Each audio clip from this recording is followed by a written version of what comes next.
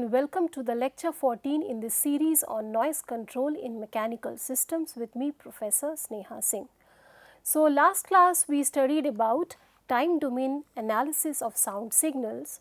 So, let us do solve some interesting problems based on whatever we have learned.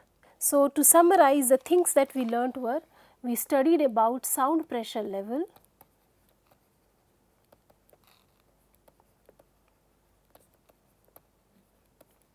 sound intensity level,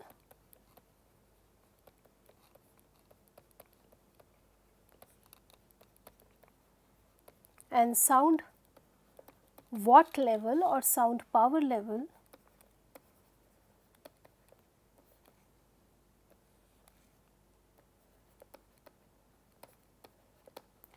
Then we also saw what is a discrete time representation of a sound signal. So, sound as a signal collected from some instrument, and it becomes a collection of these various PI points, n number of PI points, and then what kind of analysis we do to find out kurtosis, skewness, RMS, and the various kind of equivalent levels. So, these are some of the important time domain features or statistical features of the sound signal in time. So, let us do the numerical problems based on whatever we have studied. Okay. So, the first one is acoustic pressure is being generated by some source, it is a point source. At a distance of 20 meters from that, we get the acoustic pressure measurement to be 0.5 pascals. Now, over here I would like to say that, see, the pressure, this is not instantaneous pressure, this is actually the RMS pressure. So, whenever we report the pressure from now on, whenever it is whenever you say that acoustic pressure is generated and measured at a point, so we usually refer to the RMS pressure, because the instantaneous pressure could be a fluctuating value. So, usually the value that makes sense is the RMS pressure. So, this is the PRMS. You have to find the SPL at 20, SIL at 20 and then 10 and SWL of the source. Let us go one by one. So, first part, SPL at 20 meters, that is what we have to find.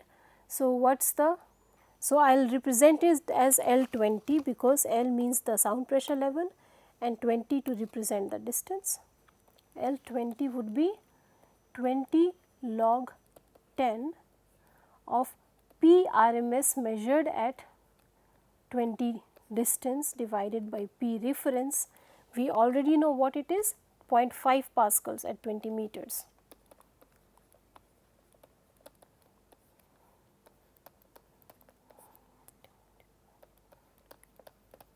This is the reference pressure. If you solve it, you will get it as 88 decibels. So, that becomes our very first answer. Now, SPL at 10 meters, is it SPL or SIL? It is SIL at 10 meters, 20 meters. Now, last class I have told you that SPL and SIL essentially are the same. Let us see how. Let us calculate this. So, the SIL at 20 would be 10 log 10 of I at 20 by I reference, and I at 20 would be, I is directly proportional to P square. So, we get it as 10 log 10 of the P20 whole square by P reference whole square. Again the same thing, you will get it as 88 decibels. As a home exercise, what you can do is, why don't you have this I as P square by rho c, input this rho c as 415 for the air and the pressure whole square. So, you get the actual intensity, and in same way I reference you can calculate as P reference whole square by rho c, and you can calculate the actual values and see for yourself, you will get it as 88 decibels. Now, we have to calculate the sound intensity level at 10 meters. which is, before that it was 20 meters. Now over here if you see, this is a point source. So if it is a point source and assuming it is far field kind of measurement, assuming far field measurement, what we should get? We should get a propagating, this should give us a propagating spherical wave front because it is a point source. So that means that in this case intensity should be inversely proportional to the square of the measurement distance. So let us say I20 is the intensity at 20 meters and I10 is the intensity at 10 meters.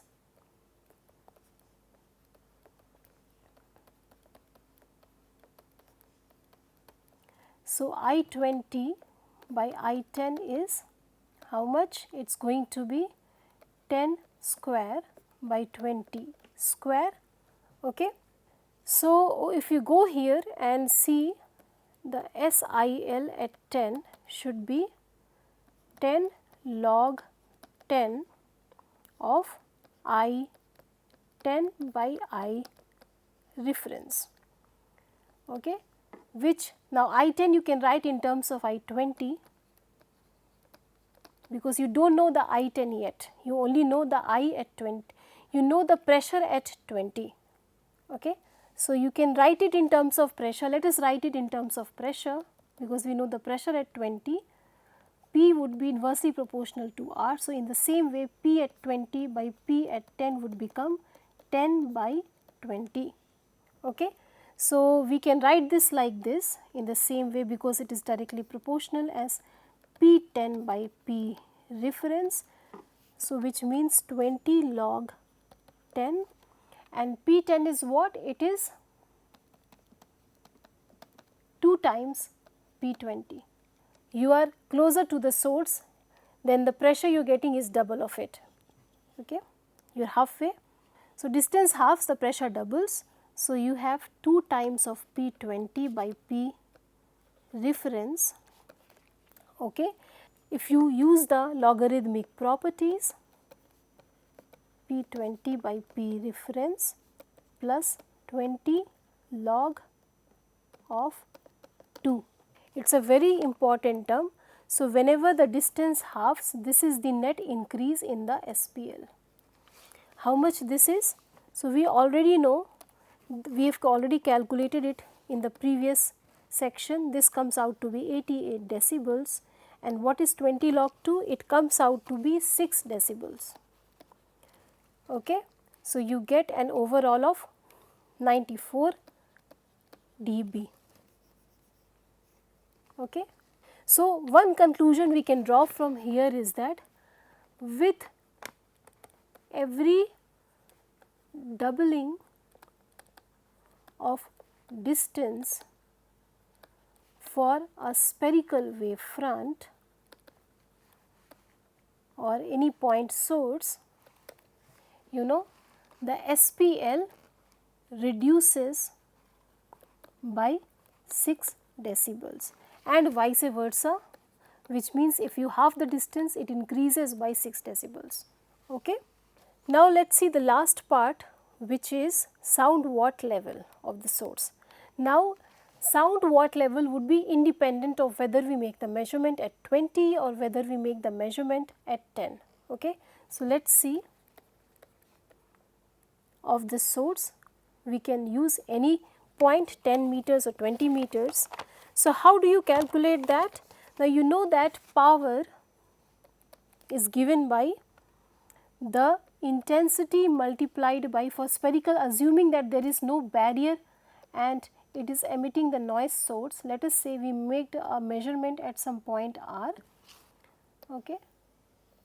It is emitting, radiating uniformly, and at some distance R we are making the measurement and finding out the intensity and pressure there. Then power is given by the intensity at that point R into 4 pi R square, assuming no obstruction and fully spherical wave front. So, it is intensity multiplied by the total measurement area of the measurement surface. So, that means that the power would be, you can either take 10 or 20 as you use. So, I at 20 multiplied by 4 pi of 20 whole square, right. This becomes your power level, W RMS we can call that. Then the watt level is what? It is given by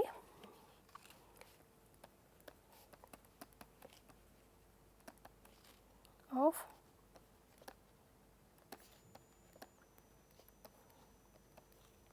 we should be. Now, how do you calculate that?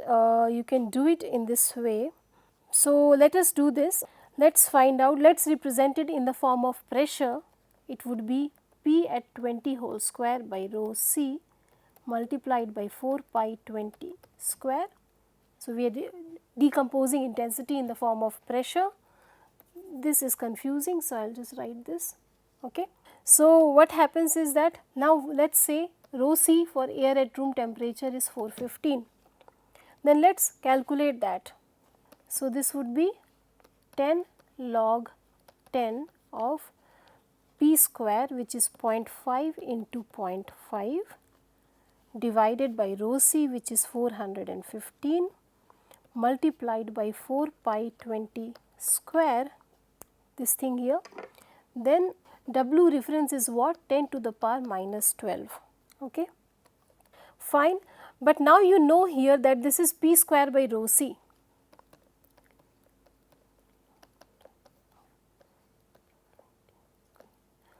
This is essentially I 20 whole square into, I think rewriting the same equation,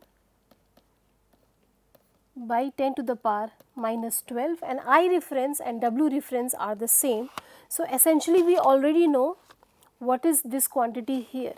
We can say it is 10 log 10 of I 20, this is not here, by 10 to the power minus 12 plus 10 log 10.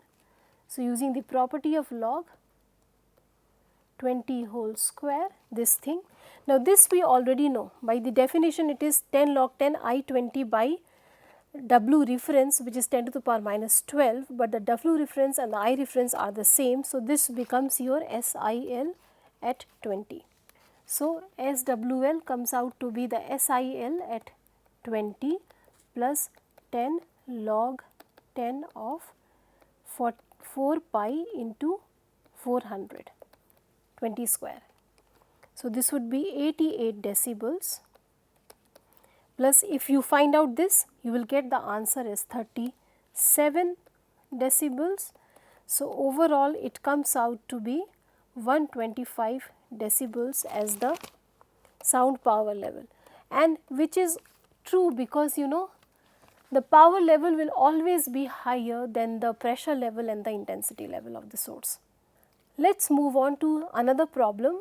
So, for the same conditions as given in the first problem, we had a point source in the first problem. Let us now see what if the source is cylindrical in nature and we have the same things given, which is the P at 20 is given to be 0.5 pascals, where this is the RMS value. Okay. Find the frequency is also given, we might not use it. So, find the SPL at 20.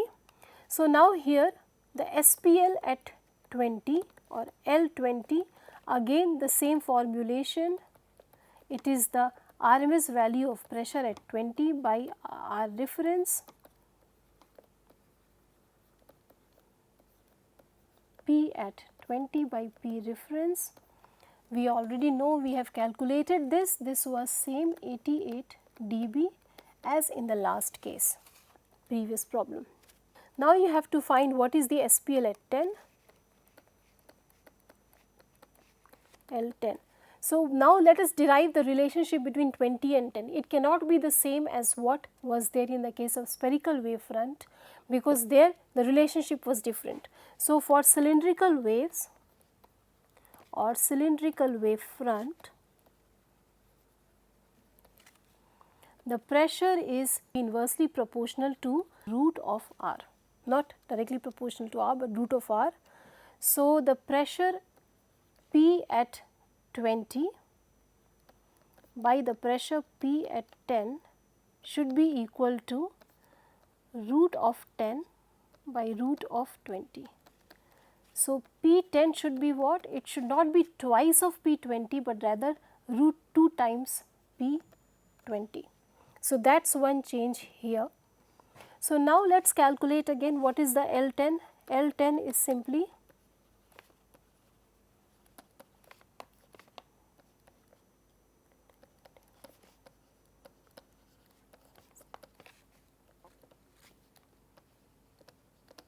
okay, you can write P10 in terms of this root 2 times of P20 by P reference, which is 20 log 10 of P20 by P reference plus 20 log 10 of root 2. This again is another important term. This means that as you halve the distance, this is the increase in the SPL when it is a cylindrical source. If you calculate this, the answer comes out to be 88 decibels for this one plus 3 decibels. So, you get 91 dB. So, one another important conclusion is that with every doubling of distance for cylindrical wavefront,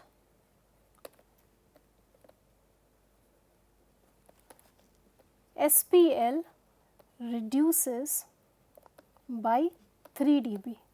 So, if you go into this one over here, with every doubling of distance, SPL reduced by 6 decibels, and here it is reducing by 3 decibels, and vice versa, which means that if you half the distance, then it will increase by 3 dB. So, this is for cylindrical. Now, think about it, what would be the case for plane wavefront? For plane wavefront, think about it, the relationship between the pressure and the P is independent. In fact, P RMS is constant with the distance of measurement with R, right. So, even if the distance doubles or reduces, the pressure remains the same, and if P RMS remains the same, then 20 log 10 P RMS by P reference would also be constant with the measurement distance for an ideal harmonic wave. So, what is the takeaway? The SPL of a harmonic, pure harmonic plane wave front does not change with measurement distance.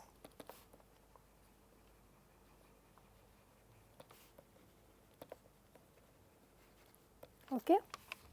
So, let us go and solve another problem. Let us see here. The following indicate noise levels recorded at fixed durations in a residential area throughout the day. So, in the 24 hours of monitoring a residential area at certain fixed long time intervals, we are getting these various values. It is total 11 values we have got at different fixed durations. Okay, now you have to find from this value what is L10, L50 and L90. So, basically you have to find the 10th percentile, the 50th percentile level and the 90th percentile level. I will tell you a very short way of doing this. Let us arrange them in the reverse order. So, let us do like this, arranging values in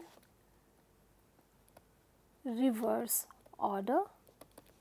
So, 80, I think it is an even 80, 75, 70, 65 like that. So, 80,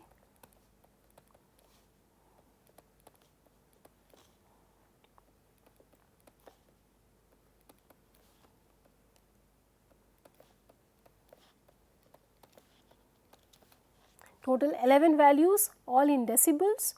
Now for the L10, which means that 10% of the times only the signal was above that level. So you find out first of all what is the 10th percentage of these number of values. N is the number of observations. So what is going to be the 10% of that? 1.1. So which means that you go only first from the left. So you leave only one observation.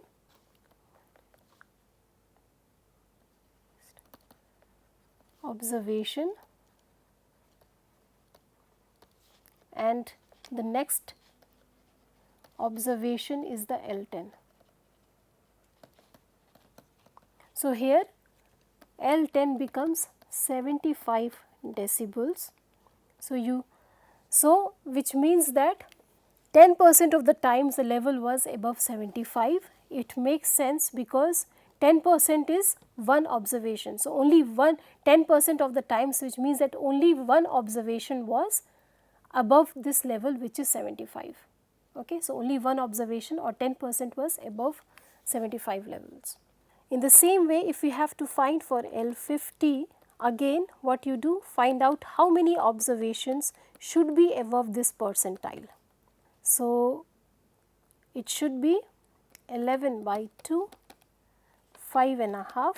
So 5.5 observations should be above it. You want to be more precise, you can find out the midpoint. So basically it should be a midpoint between 5 and 6.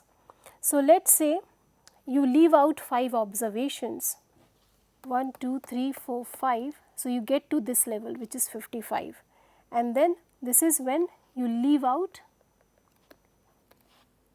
5 upper observations, upper values, and this is what you get when you leave out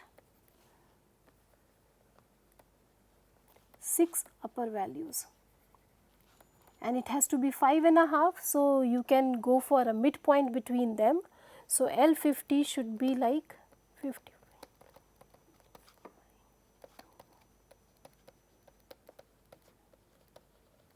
So this is how you are getting the various values. Now if you have to say L90, again you find out how many observations above you have to leave, because 90% of the times the recorded values have to be above that L90 level. So what is the 90% of 11? It is coming out to be 9.9, which means almost 10. So out of the 11 values, 10 values have to be above that. So what does it mean? You leave out the upper 10 values. So leave all these upper 10 values, and this is the level you get to. You go to the 10th value. So you have to, so basically it should be 35 decibels, not 30. Okay. So you get to the 10th observation. So you get L90 as 35 dB.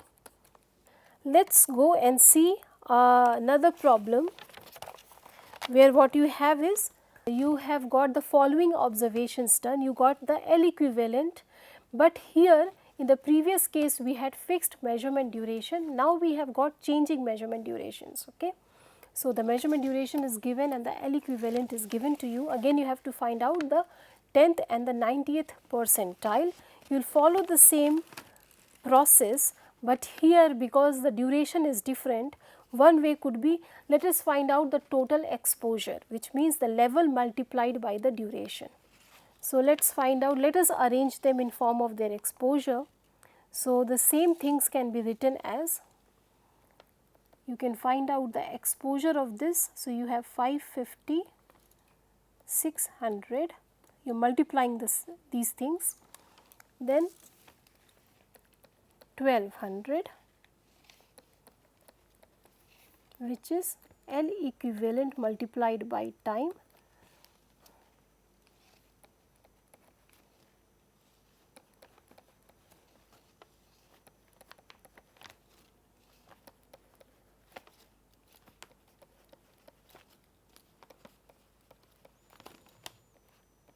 Now let us arrange them in the ascending order and use the same formulation.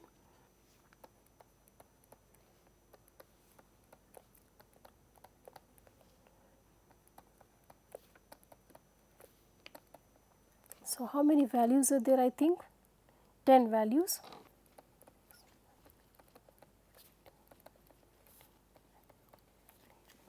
So, 10 values we have got. Now, the L10 should correspond to, so one observation. So, leave out the first observation and the second one would be your L10. This should. So, which is this 1300? This corresponds to this 65. In both cases it is 65 and 65. So, L10 becomes 65 dB. Okay. Now, let us see L90.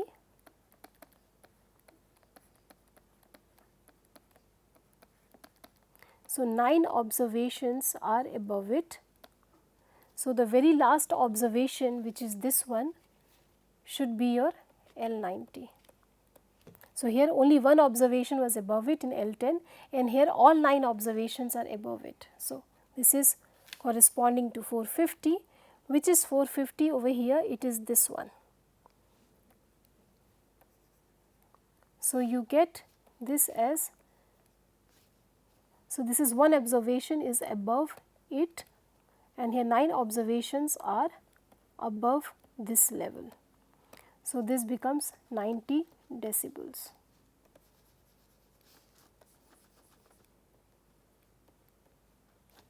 Okay.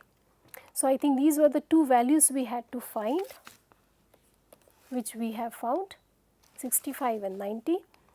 So, let us say now that you have the skewness and the kurtosis of the following acoustic pressure distributions in pascals.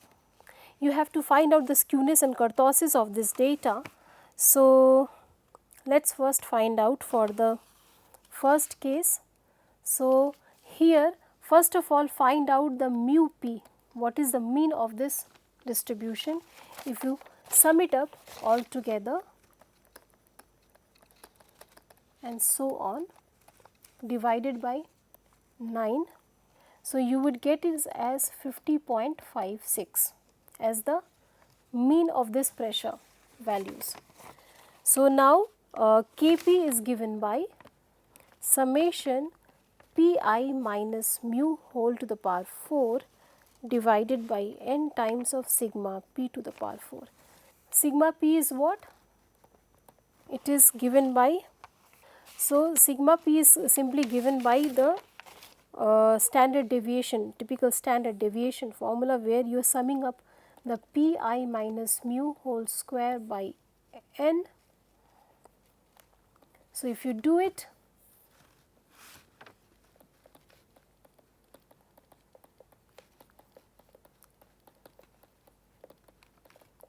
and so on till the last term, which is 75 whole square by the number of observations, you should get it as 13.83. So, now we have the sigma p and the mu p for this distribution. Let us find out the kurtosis Kp, which would be, you sum up these values to the power 4.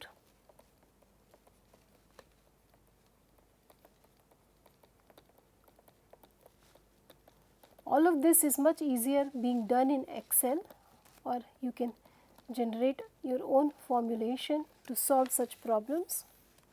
Okay. So, this is how we are doing it. Oh, sorry, this one also to the power 4.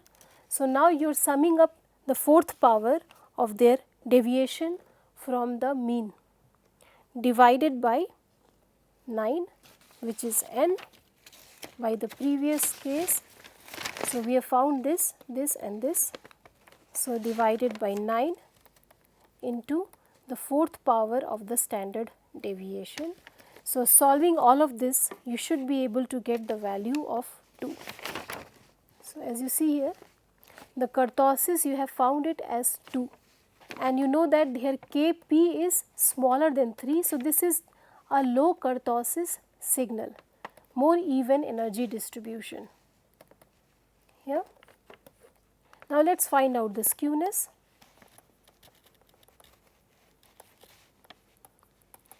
The formulation for that is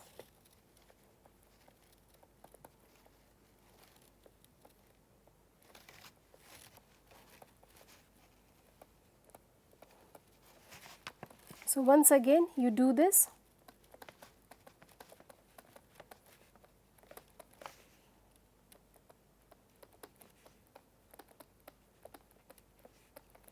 And so on for all the pressure values. Okay, just like here we did, and then divided by the number of observations into the third power of the standard deviation. You should be able to get a value of 0.1987. So, you see here that it is almost close to 0, slightly positively skewed you can say. Okay. So, it is a positively skewed sound signal.